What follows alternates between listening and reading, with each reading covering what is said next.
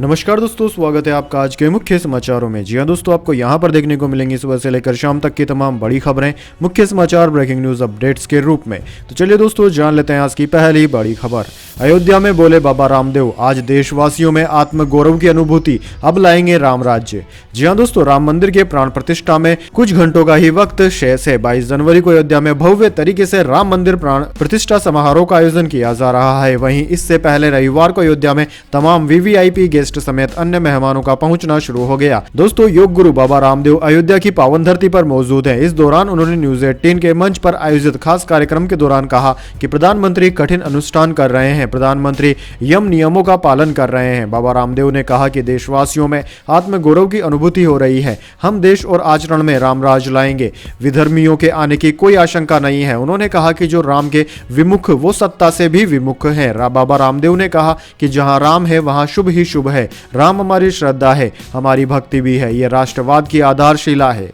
इसके बाद दोस्तों, अगली बड़ी खबर। हम मोदी के प्रशंसक हैं, प्राण प्रतिष्ठा से पहले शंकराचार्य अविमुक्तेश्वरानंद के बदले सुर, पीएम की तारीफ की। जी हां दोस्तों, शंकराचार्य अविमुक्तेश्वरानंद सरस्वती ने रविवार को पीएम मोदी की तारीफ की। उन्होंने मीडिया से बातचीत में कहा कि हम मोदी विरोधी नहीं है। मैंने कई बार कहा है कि उनके पीएम बनने से भारत के हिंदुओं का स्वाभिमान जाग गया है। हम किसी की आलोचना नहीं कर रहे हैं, हम उनकी प्रशंसा करते हैं। उन्होंने बताया कि 22 जनवरी 2024 यानी कि सोमवार को अयोध्या में श्री राम मंदिर की प्राण प्रतिष्ठा होने वाली है।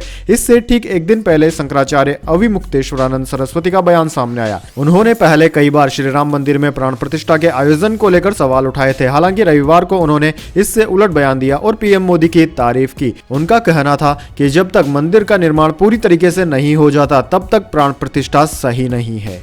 इसके बाद दोस्तों, अगली बड़ी खबर। निर्मला सीतारमण बोली, तमिलनाडु में प्राण प्रतिष्ठा का लाइव टेलीकास्ट बैन, भजन करने वालों को धमकी दी जा रही। स्टालिन के मंत्री बोले, वित्त मंत्री का आरोप झूठा है।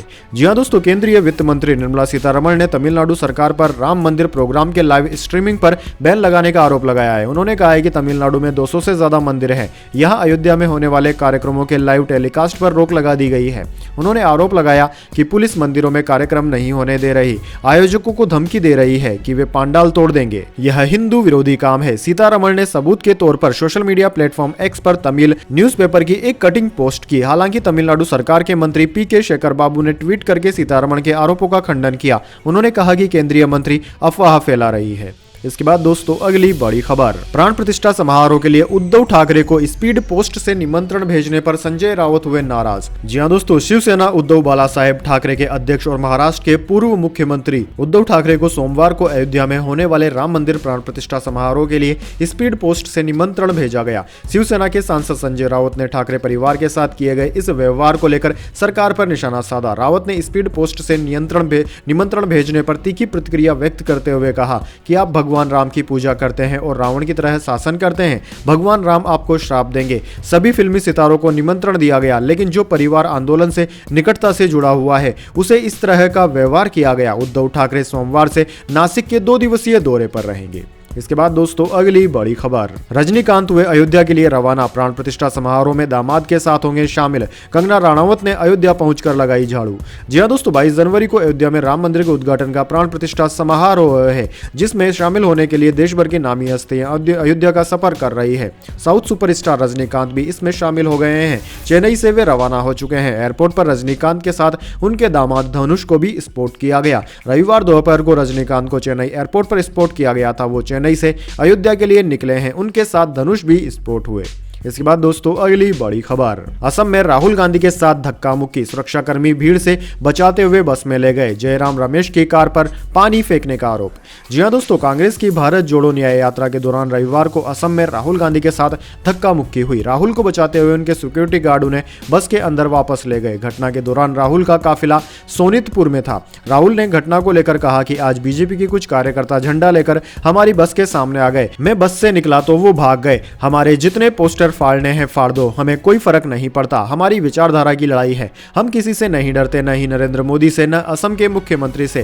कांग्रेस पार्टी ने न्याय यात्रा के काफिले पर 48 घंटे में दूसरी बार हमले का आरोप लगाया है। कांग्रेस ने सोशल मीडिया पर लिखा कि आज जब हमारा काफिला असम में रैली स्थल की ओर जा रहा था, तब जुगमुरियाहाट में हिमंत बिस्वा शर्मा के गुंडों ने महासचिव जयराम रमेश की गाड़ी पर पानी फेंका और स्टिकर फाड़ा।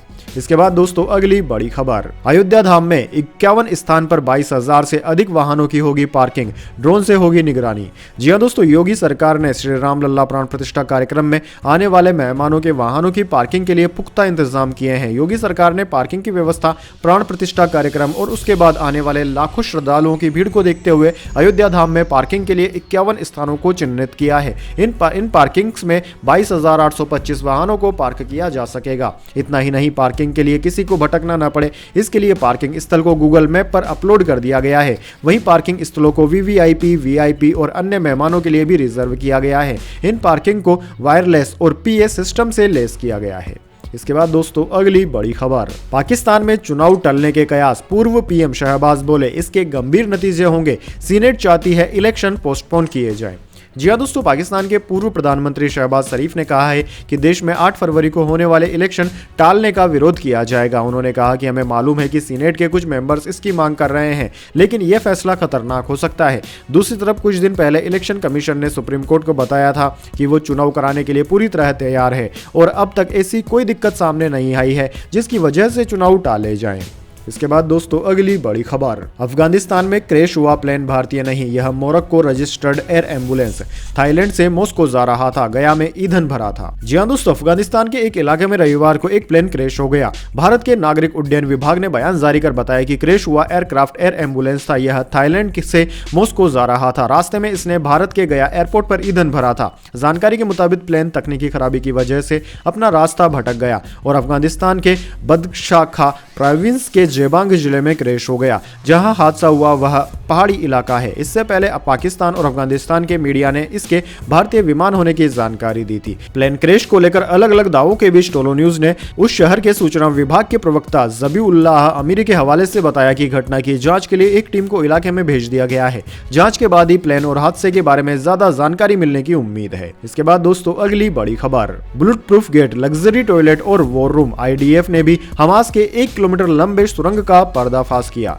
जी हां दोस्तों, इजरायल और हमास युद्ध के बीच इजरायली सेना को बड़ी सफलता मिली है। इजरायल डिफेंस फोर्सेज ने दावा किया है कि उसे 1 किलोमीटर लंबा सुरंग मिला है। हैरानी की बात यह है कि इस सुरंग के अंदर वो हर एक सुविधाएं मिली जिसकी जरूरत एक आम इंसान को होती है। इन सुरंगों में एयर कंडीशन कमरा, टॉयलेट, किचन और वार रूम भी मिला है। दोस्तों बताया जा रहा है कि इन सुरंगों में हमास ने रोशनी का पूरा इंतजाम कर रखा था। इसके साथ ही इसमें ऐसे दरवाजे मिले हैं जिन पर बम ब्लास्ट का भी असर नहीं हो सकता। इन सब के बीच चौंकाने वाली बात यह है कि 1 किलोमीटर लंबे सुरंग में करीब 20 बंधकों को रखा गया था। इनमें से कुछ बंधकों की रिहाई कतर की मध्यस्थता में हुई थी। इजरायली सेना के मुताबिक सैनिकों को यहां एक होल्डिंग एरिया के साथ सलाखों के पीछे 5 छोटे कमरे मिले हैं। हालांकि आईडीएफ ने कहा है कि छापेमारी के वक्त सुरंग के अंदर कोई बंधक मौजूद नहीं था। बताया जा रहा है कि यह सुरंग दक्षिण गाजा के खान यूनिस इलाके में मौजूद एक आतंकवादी के घर के नीचे मिला है जो कि टनल नेटवर्क से जुड़ा था। इसके बाद दोस्तों अगली बड़ी खबर, निक्की हेली बोली ट्रंप की मानसिक हालत ठीक नहीं, कहा हमें फिर बूढ़ा राष्ट्रपति उम्मीदवार नहीं चाहिए। उन्होंने कोरोना देने वाले चीन की तारीफ की। जी हां दोस्तों, अमेरिका में रिपब्लिकन पार्टी से राष्ट्रपति उम्मीदवार बनने की रेस में शामिल भारतीय मूल की निक्की हेली ने शनिवार को कहा कि ट्रंप राष्ट्रपति बनने के लिए मानसिक तौर पर स्वस्थ नहीं है। दरअसल दोस्तों, न्यू हैम्पशायर राज्य में 23 जनवरी को रिपब्लिकन पार्टी के चुनाव होने वाले हैं। इससे पहले पूर्व अमेरिकी राष्ट्रपति डोनाल्ड ट्रंप और निक्की हेली प्रचार में जुटे हुए हैं। वे एक दूसरे पर जमकर तंज कस रहे हैं। हेली ने कहा कि ट्रंप ने कई बार चीन के राष्ट्रपति शी जिनपिंग की तारीफ की, जबकि चीन वो देश है जिससे हमें कोविड मिला। मैंने ट्रंप की तुलना में चीन और रूस को लेकर ज्यादा सख्त रुख अपनाया है। इसके बाद दोस्तों अगली बड़ी खबर, वाईएस शर्मिला ने आंध्र प्रदेश कांग्रेस अध्यक्ष का पदभार संभाला, अपने भाई सीएम जगन रेड्डी पर साधा निशाना। जी हां दोस्तों, वाईएस शर्मिला ने रविवार को पार्टी के वरिष्ठ नेताओं और सैकड़ों कार्यकर्ताओं की मौजूदगी में आंध्र प्रदेश कांग्रेस कमेटी के अध्यक्ष पद की शपथ ली। नवनियुक्त एपीसीसी अध्यक्ष ने उन पर भरोसा जताते हुए उन्हें जिम्मेदारी सौंपने के लिए वरिष्ठ कांग्रेस नेताओं सोनिया गांधी, राहुल गांधी और मल्लिकार्जुन खड़गे को धन्यवाद दिया। शर्मिला ने कहा कि वाईएस चंद्रशेखर रेड्डी ने 2 बार पीसीसी अध्यक्ष का पद संभाला और 2 बार मुख्यमंत्री बने। फिर से राजशेखर रेड्डी की संतान वाईएस शर्मिला पर विश्वास करते हुए कांग्रेस पार्टी सोनिया गांधी, राहुल गांधी, खड़गे और पार्टी के बुजुर्गों ने उन्हें यह जिम्मेदारी दी है। बिना कुछ कहे शर्मिला ने तुरंत अपने भाई और मुख्यमंत्री वाईएस जगन रेड्डी के नेतृत्व वाली सत्तारूढ़ वाईएसआर कांग्रेस पार्टी और तेलुगु देशम पार्टी पर तीखा हमला भी किया। इसके बाद दोस्तों जाने के लिए बड़ी खबर, लेकिन उससे पहले मेरी आपसे एक छोटी सी रिक्वेस्ट है, अगर दोस्तों आपको अभी तक हमारी न्यूज़ पसंद आई है तो उसे एक छोटा सा लाइक जरूर दे दीजिए, और अगर आपको पसंद नहीं आई है तो आप बेशक डिसलाइक भी कर सकते हैं, लेकिन दोस्तों लाइक और डिसलाइक जरूर कीजिए, क्योंकि दोस्तों यही हमारी मेहनत का फल होता है और इसी से पता चलता है कि आपको हमारी वीडियोस पसंद आ रही है या नहीं। तो चलिए दोस्तों जान लेते हैं आज की अगली बड़ी खबर। असम में भारत जोड़ो न्याय यात्रा में भीड़ ने रोकी राहुल गांधी की बस, लगाए मोदी मोदी के नारे, कांग्रेस नेता ने दी फ्लाइंग किस। जी हां दोस्तों, कांग्रेस सांसद राहुल गांधी के नेतृत्व में भारत जोड़ो न्याय यात्रा निकाली जा रही है। यात्रा इन दिनों असम से गुजर रही है। राज्य के सोनितपुर जिले में भीड़ ने राहुल गांधी की बस को रोक लिया तो कांग्रेस नेता बस से नीचे उतर आए। हालांकि उनकी सुरक्षा में तैनात जवानों ने राहुल गांधी को वापस बस में बैठने के लिए कहा। इस दौरान भीड़ में मौजूद लोग मोदी मोदी के नारे लगाते हुए नजर आए। राहुल गांधी ने सोशल मीडिया प्लेटफॉर्म एक्स पर पोस्ट किया कि सबके लिए मोहब्बत की दुकान खुली है, जुड़ेगा भारत जीतेगा हिंदुस्तान। उन्होंने एक वीडियो भी शेयर किया। इसमें दिखाई दे रहा है कि भीड़ राहुल की बस के साथ साथ चल रही है। इसी दौरान राहुल बस से नीचे उतरे, हालांकि उन्हें सुरक्षा गार्डों ने वापस बस में बैठने के लिए कहा। इसके बाद दोस्तों अगली बड़ी खबर, पुजारा के 20,000 फर्स्ट क्लास रन हुए पूरे, सौराष्ट्र जीता। रणजी में राजस्थान ने भी दर्ज की सीजन की पहली जीत। जी हां दोस्तों, अनुभवी बल्लेबाज चेतेश्वर पुजारा की 66 रनों की पारी और चिराग जानी के 5 विकेट वाली शानदार गेंदबाजी से सौराष्ट्र ने रणजी ट्रॉफी में विदर्भ पर 238 रन की जीत हासिल की। एक अन्य मुकाबले में राजस्थान ने महाराष्ट्र को 10 विकेट से हराया। दोनों टीमों ने सीजन में पहली जीत दर्ज की है। एलिट ग्रुप ए में महाराष्ट्र की ओर से पुजारा ने 66 रन की पारी खेलते हुए 20,000 फर्स्ट क्लास रन का बेंचमार्क हासिल किया। वे सुनील गावस्कर, सचिन तेंदुलकर और राहुल द्रविड़ के बाद 20,000 प्रथम श्रेणी रन जुटाने वाले चौथे भारतीय बल्लेबाज हैं। इसके बाद दोस्तों अगली बड़ी खबर, ऑनलाइन गेम के लिए बैंक अधिकारी ने तोड़ी ग्राहकों की एफडी। ईडी ने पंजाब एंड सिंध बैंक के अधिकारी की 2.56 करोड़ की संपत्ति कुर्क की। जी हां दोस्तों, एनफोर्समेंट डायरेक्टरेट यानी कि ईडी ने पंजाब और सिंध बैंक के उस पूर्व अधिकारी की संपत्ति कुर्क कर ली है जिन्होंने ऑनलाइन गेम खेलने के लिए कस्टमर्स की 52 करोड़ से ज्यादा की फिक्स्ड डिपॉजिट यानी कि एफडी तोड़ दी थी। केंद्रीय जांच एजेंसी ने धन शोधन निवारण अधिनियम पीएमएलए के प्रावधानों के तहत मामला दर्ज होने के बाद पूर्व बैंक अधिकारी वेदांशु शेखर मिश्रा पर जब्ती की कार्यवाही की। ईडी ने बताया कि आरोपी बैंक कर्मचारी की 2.56 करोड़ की अचल संपत्ति और फिक्स्ड डिपॉजिट जब्त की है। धोखाधड़ी का यह मामला 2021-22 का है, जो सेंट्रल ब्यूरो ऑफ इन्वेस्टिगेशन यानी कि सीबीआई की ओर से दर्ज की गई एफआईआर पर बेस्ड है। इसके बाद दोस्तों अगली बड़ी खबर, अफगानिस्तान के हाथ लगा कुबेर का खजाना, बिना कुछ किए ही होने लगेगी मोटी कमाई। जी हां दोस्तों, अफगानिस्तान में तालिबान के सत्ता में आने के बाद से ही तमाम मुल्कों ने उनसे नाता तोड़ लिया। किसी बड़े देश ने उन्हें मान्यता नहीं दी। ऐसे में कहा जा रहा है कि भारत के इस पड़ोसी देश में लोग भुखमरी की दहलीज पर आ गए हैं। अमेरिका पहले ही अफगानिस्तान की बड़ी रकम को फ्रीज कर चुका है। इसी बीच एक ऐसी खबर सामने आई है जिसने दुनिया भर को हैरान कर दिया है। दरअसल दोस्तों, एक नई रिपोर्ट में अफगानिस्तान पुनर्निर्माण के लिए विशेष महानिरीक्षक यानी कि सीगर ने इस बात का खुलासा किया है कि पिछले 3 महीनों में विभिन्न शिपमेंट में लाखों डॉलर अफगानिस्तान पहुंचाए गए हैं। इसके बाद दोस्तों अगली बड़ी खबर, सानिया मिर्जा और शोएब मलिक अलग हुए। टेनिस स्टार के पिता बोले बेटी ने खुला प्रथा से पति को छोड़ा। जी हां दोस्तों, पूर्व टेनिस स्टार सानिया मिर्जा और उनके पाकिस्तानी क्रिकेटर पति शोएब मलिक अलग हो चुके हैं। इसकी पुष्टि सानिया के पिता इमरान मिर्जा ने रविवार को की। उन्होंने कहा कि इस्लाम की खुला प्रथा के तहत सानिया अपने पति से अलग हुई है। इमरान मिर्जा ने कहा कि सानिया ने निजी जिंदगी हमेशा लोगों की नजरों से दूर रखी है, लेकिन आज उनके लिए यह बताना जरूरी हो गया है कि कुछ महीने पहले ही उनका और शोएब का तलाक हो चुका है। वे शोएब को उनके नए सफर के लिए शुभकामनाएं देती हैं। दोनों देशों के खेल प्रेमियों के बीच इस जोड़ी को लेकर काफी दिलचस्पी रहती थी, लेकिन उनके तलाक से इसका अंत हो गया। सानिया मिर्जा ने बुधवार को लिखा था कि तलाक मुश्किल है। उन्होंने अपने इंस्टाग्राम अकाउंट पर स्टोरी लगाकर इंग्लिश में लिखा था कि शादी मुश्किल है, तलाक मुश्किल है, अपनी मुश्किलें खुद चुने, जीवन आसान नहीं, यह हमेशा ही मुश्किल रहेगा, लेकिन हम मुश्किल को चुन सकते हैं, ध्यान से चुने। इसके बाद दोस्तों अगली बड़ी खबर, 50 सपनों की थी सुशांत की विश लिस्ट, 11 पूरे, 39 रह गए अधूरे। हवाई जहाज उड़ाना सीखा था, नासा जाना चाहते थे। जी हां दोस्तों, सुशांत सिंह राजपूत की आज 38वीं बर्थ एनिवर्सरी है। 34 साल की उम्र में उन्होंने दुनिया को अलविदा कह दिया था, मगर उनकी मौत आज भी अनसुलझी पहेली है। किसी ने कहा है कि उनकी हत्या हुई तो किसी ने कहा कि वे लंबे समय से डिप्रेशन में थे। ऐसे में उन्होंने खुद ही खुद को मार डाला। मौत से 8 महीने पहले सुशांत ने अपने 50 सपनों का जिक्र सोशल मीडिया पर किया था। इनमें से उनके सिर्फ 11 सपने पूरे हो पाए और 39 अधूरे रह गए थे। इस लिस्ट में लैम्बोर्गिनी खरीदने से लेकर 1000 पेड़ लगाने जैसे सपने शामिल थे। इसके बाद दोस्तों अगली बड़ी खबर, टाटा के सभी पैसेंजर व्हीकल 1 फरवरी से महंगे होंगे, 0.7% तक बढ़ेंगे दाम, इनपुट कॉस्ट में हुई बढ़ोतरी के कारण लिया फैसला।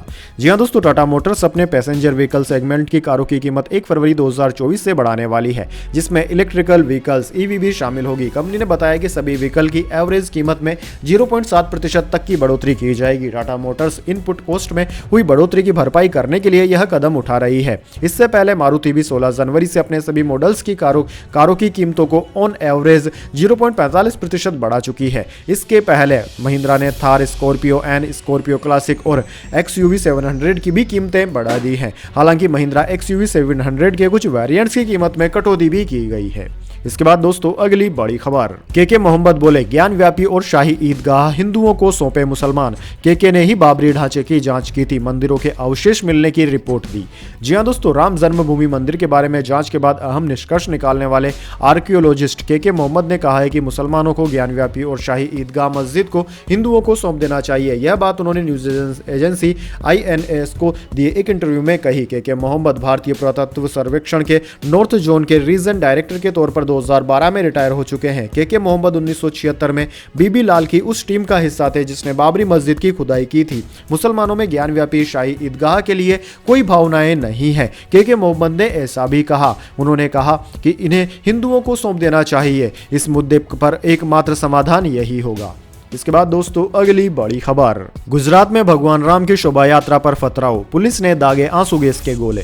जी हां दोस्तों, गुजरात के महसाणा जिले में रविवार को भगवान राम की शोभा यात्रा पर पथराव की घटना सामने आई है। पुलिस की ओर से बताया गया है कि शोभा यात्रा पर पथराव के बाद आंसू गैस के गोले दागने पड़े। पुलिस महानिदेशक वीरेंद्र सिंह यादव ने कहा कि यह घटना उत्तर प्रदेश के अयोध्या में राम मंदिर की प्राण प्रतिष्ठा की पूर्व संध्या पर खेरालू शहर में हुई और स्थिति को नियंत्रण करने के लिए 3 आंसू गैस के गोले दागने पड़े। आईजी ने कहा कि घटनास्थल पर तलाशी अभियान के बाद 15 लोगों को हिरासत में लिया गया है। शोभा यात्रा के साथ चल रहे पुलिस कर्मियों ने किसी भी घटना को रोकने के लिए तत्काल कार्यवाही की और स्थिति को नियंत्रण में लिया। उन्होंने कहा कि ऐसा नहीं लगता कि पथराव में कोई गंभीर रूप से घायल हुआ है। यादव ने संवाददाताओं से कहा कि घटनास्थल पर स्थिति शांतिपूर्ण है और इलाके में पुलिस गश्त बढ़ा दी गई है। इसके बाद दोस्तों अगली बड़ी खबर, दिल्ली में मॉर्निंग शिफ्ट के स्कूल आज रहेंगे बंद, राम मंदिर प्राण प्रतिष्ठा को लेकर लिया गया फैसला।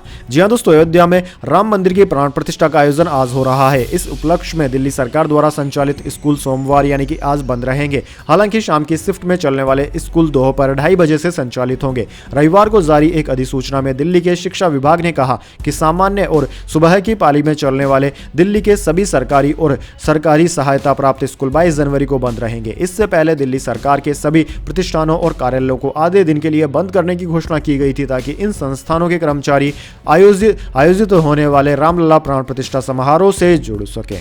तो दोस्तों यह थी आज की तमाम बड़ी खबरें। इसके बाद दोस्तों बारी आती है आज के माइंड क्यूज क्वेश्चन की। जी हां दोस्तों, एक आसान से सवाल का जवाब देकर आप जीत सकते हैं एक सरप्राइज गिफ्ट हमारे यूट्यूब चैनल की ओर से। तो दोस्तों आज का सवाल आपकी स्क्रीन पर आ चुका है, बाबरी मस्जिद को कब गिराया गया था? जी हां दोस्तों, अगर आप जानते हैं कि बाबरी मस्जिद को जो कि राम मंदिर के ऊपर बनाई गई थी उसको कब गिराया गया, अगर जानते हैं आप इसका जवाब तो जल्दी से कमेंट बॉक्स में लिख दीजिएगा। दोस्तों आपका जवाब होता है एकदम सही और आप चुन जाते हैं लकी विजेता के रूप में, तो आपको मिल सकता है एक सरप्राइज गिफ्ट हमारे यूट्यूब चैनल की ओर से। तो दोस्तों जल्दी से अपना उत्तर कमेंट बॉक्स में लिख दीजिए, वीडियो को लाइक कर लीजिए और चैनल को सब्सक्राइब करके बेल आइकन भी दबा लीजिए। धन्यवाद। वंदे मातरम। जय हिंद, जय भारत।